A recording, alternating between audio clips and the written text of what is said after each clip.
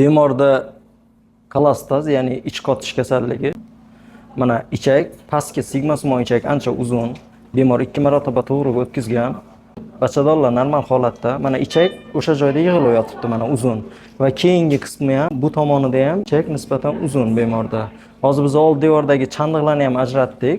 Keservadan keyingi chandiqlarni hamda mana shu ichakni hozir mana kesmasdan laparoskopik usulda rezeksiya qilib olamiz va ichakni bir-biriga ulaymiz.